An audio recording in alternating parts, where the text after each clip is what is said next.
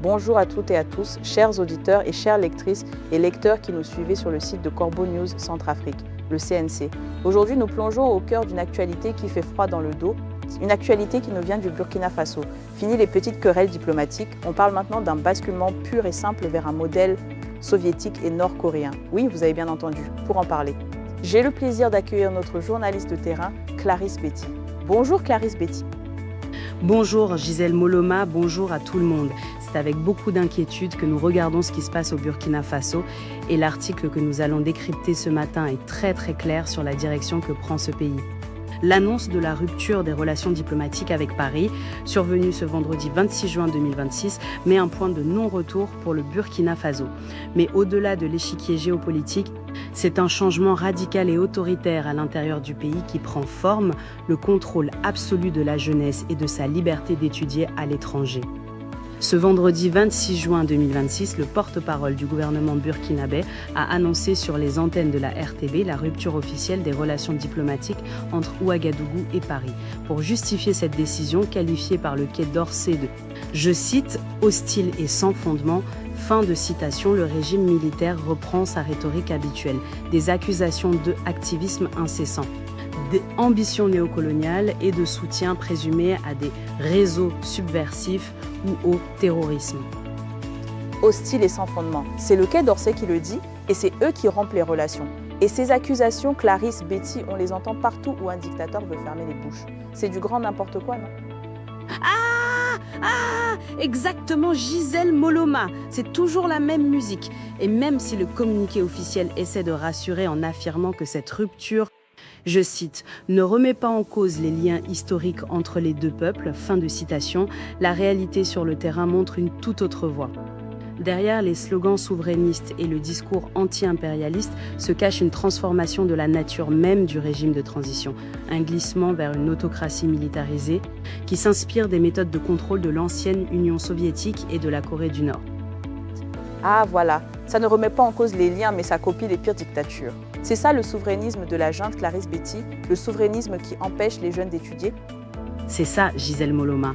Et la preuve la plus nette de cette tournure est la mise en place d'une mesure qui restreint les libertés, l'obligation pour tout citoyen d'obtenir une autorisation du gouvernement avant d'aller étudier à l'étranger. Une autorisation pour étudier à l'étranger, on se croirait dans un roman de George Orwell. Ils veulent nous faire croire qu'on est en sécurité en fermant les frontières intellectuelles. C'est ça l'idée, car dans quel type de régime politique une telle restriction existe-t-elle, Gisèle Moloma? La réponse est dans l'histoire. On ne parle plus d'un état d'exception temporaire lié à l'insécurité au Sahel, non. Nous sommes dans la mise en place d'un modèle de contrôle social strict. En URSS, le système des visas de sortie et le contrôle des parcours universitaires avaient pour but de s'assurer qu'aucun citoyen ne puisse adopter des valeurs étrangères. À Pyongyang, la liberté de circuler reste une exception sous l'autorité du parti. En imposant ce filtre administratif à sa jeunesse, la junte burkinabé applique des mécanismes similaires. Donc, pour la junte, étudier à l'étranger, c'est comme une menace. On ne parle plus de sécurité, mais d'endoctrinement, Gisèle Moloma. C'est la peur des idées qui les pousse à ça. C'est exactement ça. Ce contrôle de l'accès au savoir international répond à 3 logiques politiques. Premièrement, la peur de la subversion des esprits. Le pouvoir craint que sa jeunesse universitaire, en s'éduquant dans des lieux de liberté, revienne avec des envies de liberté de la presse, de droits humains et d'alternance politique. Deuxièmement, le filtrage politique et le népotisme. Transformer un droit fondamental, l'éducation, en un privilège accordé par l'État. Les autorisations de sortie risquent de devenir des récompenses pour ceux qui sont fidèles au régime, tandis que le refus devient une arme d'exclusion pour les voix critiques ou les citoyens considérés comme suspects. Et troisièmement, retenir les forces vives. Face aux difficultés économiques et sécuritaires, beaucoup de cadres partent. Au lieu de rendre le pays attractif, le gouvernement choisit la contrainte administrative pour garder les étudiants. C'est clair.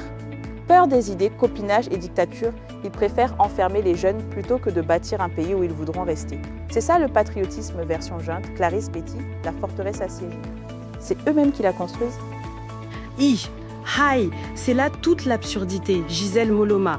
La rupture diplomatique avec la France est le complément essentiel de cette fermeture intérieure pour faire accepter à une population la restriction de ses libertés individuelles.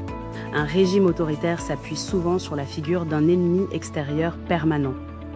En accusant Paris de vouloir faire du pays, je cite, « un paria de la communauté internationale », fin de citation, la junte inverse les rôles.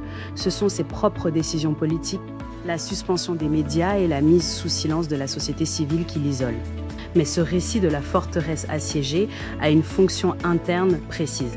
Toute contestation de la politique gouvernementale ou toute critique de la gestion sécuritaire est immédiatement assimilée à une complicité avec l'étranger. Donc, si tu n'es pas d'accord, tu es un traître à la nation, un agent de l'étranger. C'est la pensée unique qu'ils veulent imposer, Gisèle Moloma. Exactement, en agissant cette rupture, le Burkina Faso s'aligne sur un bloc géopolitique où les libertés publiques passent après tout le reste.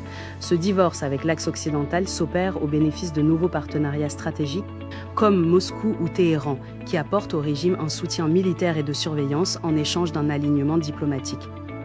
La France a déjà annoncé que des, je cite, « mesures de réciprocité », fin de citation, étaient en cours d'examen et qu'elle veillait à la sécurité de ses ressortissants.